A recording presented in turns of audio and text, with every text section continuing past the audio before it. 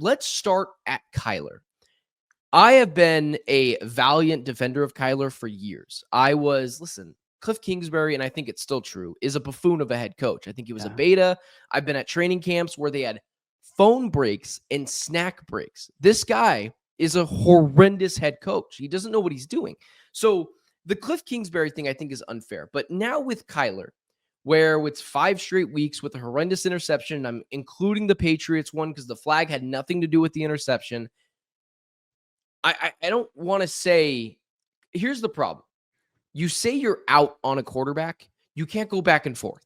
Then you just become every analyst on ESPN, every analyst on Fox Sports. You're either in or you're out. So I'm really clinging on to life here with Kyler being the starting guy, especially because next season, they're kind of stuck with the guy. I don't want to be spending all next season saying this guy is terrible.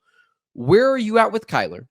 Where were you still on the, hey, listen, he could still potentially be the guy, and now you're like, no, it's not happening. Where are you at on it? So with Kyler Murray, it almost kind of feels like I've been backing him for a very, very long time, and I mean a very long time. Even the whole Cliff Kingsbury days in the last year with the 4 wins. Unfortunately, got hurt, and then I started the heavy criticism on Kyler, believe it or not, on the very first year of Jonathan Gannon when he came in the 8-game stretch. That's when the criticism started to happen. So I was very, very like, okay, you're getting paid $200 million. I still do expect the level of you need to perform good. And you've seen some flashes here and there in that 8-game stretch. And then he finished off 3-5. And a lot of people were like, oh, we wouldn't win any games without Kyler. And that's the truth, right? Josh Dobbs, I don't think anybody's sitting here debating that Josh Dobbs should have been over Kyler. Nobody's debating that. But that's when my real criticism started to happen in that 8-game stretch. Because although the fact of the footwork different, the offense being different, although that was behind my mind, I still do hold my quarterback to a level of, I got expectations myself as a fan when I'm looking at this game, and I really want to see some progress. And then when that season was over, I was like, okay, let's clean slate. Let's look to see what the Cardinals can do in a full Kyler starting from the beginning of the season. He's got a full, what's called workout, OTAs, everything under his belt, and then he's going to be starting up fresh with Drew Petzing, right, with his new offense. So then we come into this season. Start off 1-3, and then you start to see, a little bit more games come on. We get blowout here. Then there's a 4-game winning streak. So to me, my criticism on Kyler has kind of started from the end of last year, but has gotten a lot worse since this after the bye week debacle that we've seen here from Kyler. To me, it's a weird place to be because I don't want to say I'm fully out on Kyler, but what's the word I'm trying to say? I don't have faith in him to win those big games. And that's a bad place to be. That's a bad place to be for any fan or anybody watching your specific game, because I think we can both acknowledge that because of that contract that he currently has, you are kind of stuck with him. And I hate saying that you're stuck with him. It's not like, oh, we want to see another year of him. I don't want to see another year with him, but we kind of feel like we're stuck with the situation that we're in right now. So to me, it's such a weird place to be because although I know deep down we're most likely going to be rolling with Kyler Murray next year, I don't know, man.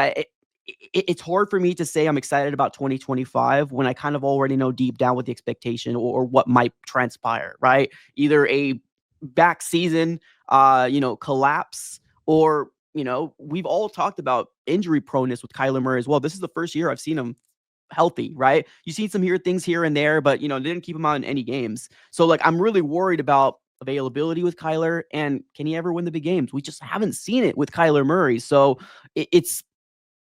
I'm close to being fully out, if that makes sense.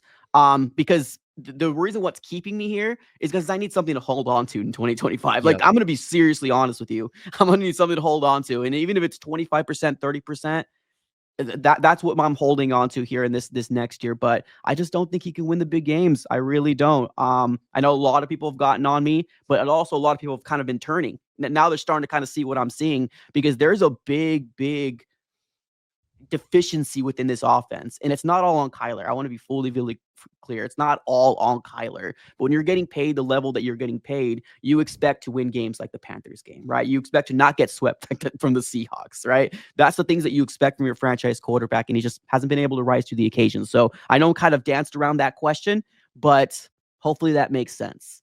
But it's the dance you have to do right now. It's tough because people see we do what we do and they're like, why don't you just say he's terrible?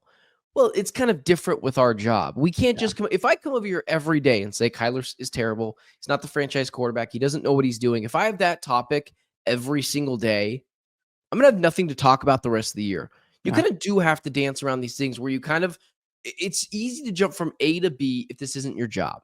But you have to get from A to B and do all these kind of dances to get to B. So you've exhausted every single option. It's why when sometimes I understand like people in our business, they're not super hypercritical right away and they give things time because they understand, listen, I can't jump back and forth because then I become Stephen A. Smith. So, the argument for Kyler, and you said it, is it's not all his fault. And the real criticism for me, and I've came fast and furious since the Commanders game where I went viral because I was basically saying, hey, listen, the Cardinals are going to destroy this team. They're going to destroy the Commanders. And then the exact inverse happened. And I had like 150,000 impressions on Twitter where people were just coming after me, which was hilarious, by the way. But sometimes you're just wrong. The argument has been it's not all on Kyler. And here's the thing that I've always said. Okay, it's not all on Kyler. That's okay, fine. He makes $45 million a year or $46 million a year if we're getting really specific. And he's got Marvin Harrison Jr., which we'll talk about in a little bit, but let's just say he's a 2. Like, let's just say he's a 2. Michael Wilson, Trey McBride, James Conner, and a pretty good, it's fine. Let's just say it's a fine offensive line. Bryce Young had old man Adam Thielen. He didn't even have Xavier Legette. He had old man Adam Thielen and Chuba Hubbard, who was on one leg for some of that game, and thoroughly outplayed Kyler. So if it's not all Kyler Murray's fault, who are we blaming? And I know the blame is, let's blame Drew Petzing. Yeah, Petzing is kind of awful. But the issue is, I do not subscribe to this idea that Petzing won't push the ball downfield, because in that Seahawks game when he had to push the ball downfield, he let Kyler rip it, and Kyler blew it. Kyler threw 2 horrendous interceptions, and everyone's like, well, you're down 21 points. Why aren't you throwing the ball downfield? It's like, he did that, and Kyler threw the ball to the other team.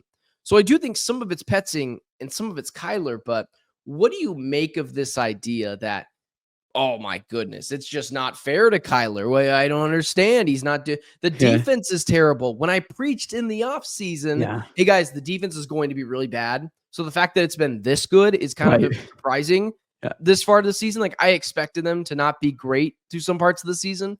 And just what are your thoughts on subscribing to this idea that it's not all on Kyler?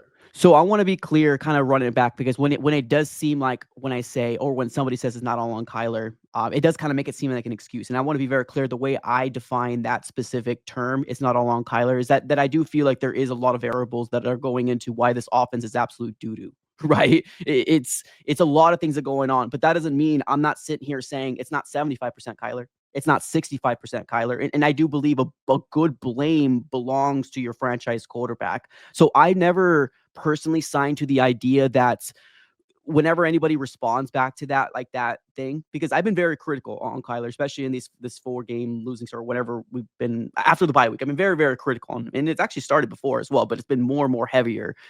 Whenever anybody responds, I don't even engage in the conversation like that. I really don't, because to me, when I hear that, right, that makes it seem like, oh, your excuse is coming up. The way I used it, especially in this context, is I do believe it's a good majority his fault. I really do. Like, this offense is bad because of the decisions that he's making, right? The dink and dunk. I don't think Drew Petzing has come out here and said, you got to dink and dunk, buddy. That's what you got to do, right? You got to get your QBR right. No, not at all. I think that's a decision that maybe Kyler's got ingrained in his head, because they're saying the ball needs to go where the ball needs to go. But like, that's not usually where the ball needs. If you're watching the All-22, there is plays to be made up the middle of the field, whether that's going to be Michael Wilson, whether it's going to be Marvin Harrison Jr., right? This whole offense is a bad offense, and it's not all on Drew Petzing. And that's why on my channel or tweets that I put out I never blame Drew. I never do. Although I believe that there is some sort of blame because I'm not one of those guys that truly believe that like it's year 2. Let me just rephrase it that way. It's year 2 of Drew Petzing. To me, it's the next guy on the list, man. The next guy on the list. The next guy is Kyler to me. Like that's my main focus. I'm not trying to fire somebody else. Even if the Cardinals do decide to do that, okay, then we'll get on board and we'll see exactly what happens with the potentially a new offensive coordinator. But to me, right now, my number one guy that I'm looking at is running this offense the way that it is Kyler, man. It's Kyler. There's no way because it's Marvin Harrison Jr. is not the only one struggling. It's the whole wide receiving core. You know what I mean? In terms of numbers wise, right? Numbers wise, it's a whole wide receiving core. Michael Wilson doesn't have great. No, Greg Dortch doesn't have great numbers. Marvin Harrison Jr. is actually pretty good. And like I said, we'll talk about him a little later on. In terms of number wise, he's actually doing pretty decent. But I understand the criticism that comes with Marvin because, yeah, I get it. The tentativeness, the non-aggressiveness, I get all that different stuff. But to me, Kyler Murray deserves a good majority of the blame as to what the heck is going on right now at the Cardinal offense, in my personal opinion. I don't know why I get surprised, but I still sometimes get surprised by fans because I will never be paralyzed by being wrong. I've been wrong before on numerous things. I'll come on here and say I was wrong. It doesn't bother me. It's one of my favorite qualities I think that I do on this channel is listen, I'm going to say something, but I'm willing to admit I was wrong. Listen, Petzing, the two things can be true. Petzing should be fired, I think, at the end of the year. I think someone has to be the scapegoat, period. I don't think it's going to be Nick Rawls, who's done more with less, or obviously JG, who I will get to later in this program. But I made the claim out there as well that was, listen, I could have been calling plays on Sunday. You have to beat Bryce Young. Like there are just some things you have to do. And so we'll finish the Kyler Murray conversation like this. I think you have to keep him in 2025 because, I've had people reach it, just cut him. I'm like, okay, you can have the conversation, and this is where the defensive Kyler comes. You can have the conversation of cut Kyler Murray. That's fine. You can have that opinion. That's cool. Let's do that. Cut Kyler Murray. Here's the caveat. Then what? What's your plan? You want to cut Kyler Murray, and then what? You want to bring, and that's fine. Do you want to bring in Sam Darnold, or do you want to draft a guy, or do you want to? Here's the problem. Sam Darnold's never looked good without anyone else outside of Kevin O'Connell, and I was a huge Sam Darnold guy. This quarterback draft is seen as lopsided, to say the least, not very good. Shedeur Sanders, Cam Ward, and then a whole lot of nothing else, and Cam Ward looks more like a project instead of a prospect. What do? Would you bring in a bridge guy and then draft a guy? Or do you keep Kyler next year and understand you're going to roll with the punches, see what comes available? Because people also say, well, just tank for Arch Manning. Well, two things. Arch Manning hasn't played a singular meaningful college football game yet. We don't know if he's going to be good. We think he is, but we don't know. Until you actually have to do the tanking, and ask the Raiders how that went this weekend. So this idea that you can just do that, what would be your plan? Is it just roll it out with Kyler? Is it as simple as that?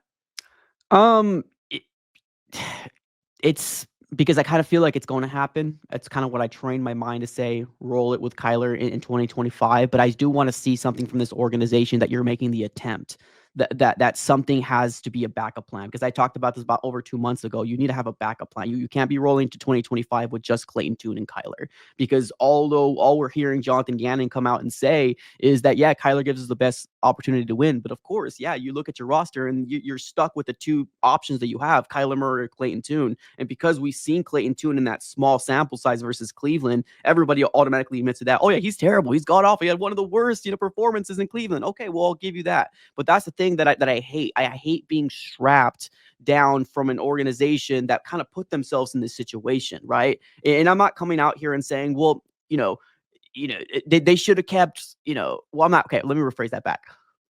People, for some reason, whenever I bring up Dobbs or whenever I bring up Desmond Ridder, it's weird to me that the Arizona Cardinals did everything in their power to ship these guys off, especially Dobbs. And I'm not saying Dobbs is better than Kyler out there. Comments, let me rephrase. I'm not saying Dobbs is better than Kyler. But it's so weird that the moment that Kyler got healthy and ready to go, we wanted to ship him off, right? Same thing that happened with Desmond Ridder. Now, I'm not saying those guys are going to be guys that are going to win us games, not saying that, but it almost kind of felt like we were doing everything we possibly can to make sure that Kyler was fully aware that, hey, this job is yours, man. This job is yours. You ain't going. You're our dude. You're the dude. That's what I feel like the Cardinals did. And I hate being in that situation because now we're here. Now we're stuck in a situation where there's no other place to go. If Kyler unfortunately gets hurt, we're stuck with Tune, right? So now what I would love for this organization to do is draft somebody. Now, of course, we're not in a situation that you can get somebody in the first round, right? Heck, maybe not even in the second round. But if there's somebody that the Cardinals truly like in the third round or the fourth round, take a freaking flyer, man. Take something to see, hey, maybe they are fully acknowledging that, hey, maybe we can get a diamond in the rough. Just kind of similar that, the Eagles did when they got Jalen Hurts, when the whole Wentz situation, or the Green Bay Packers did with Jordan Love and Aaron Rodgers. One thing that I admire about those organizations is they actually prepare. They prepare for the future, where the Cardinals are kind of in a situation where they're still doing it, regardless if it's Monty or Steve Keim or anybody else. We just like to wait. We just like to wait and say, hey, let's see what is, and let's roll with the punches. Let's do another 2-3 year rule because we didn't get it. I want this organization to be prepared. Like Monty Austinford said, his job is to replace you. He said that the first year or two, his job is to replace you. Okay, well, let's start it. Everybody acknowledges right now that there's a big deficiency within the quarterback situation. Even the Kyler stands. No, there's not really many Kyler stands anymore because they've converted. But we all acknowledge that we're kind of stuck with him. Give us an organization that truly cares that we're trying to prepare, even if they're not going to work out. Okay, well then we'll go to the next route. Keep taking swings, man. Kyler's not going to win a Super Bowl for the Cardinals. I'm going to be very, very straight. He's not going to win the Super Bowl for the Cardinals ever. How dare you say that? I mean, listen, he's never won a playoff game. He's made it once and he looked bad, and in every big game he's crumbled. Here's what I will say. The only thing that I'll say, and I know you weren't saying this, the Cardinals have never had a good backup plan for Kyler, and I don't think that's just them saying, you're the guy, Kyler. Although I do think Kyler has changed emotionally. I do think he's not the same guy. I think he's become a more mature person.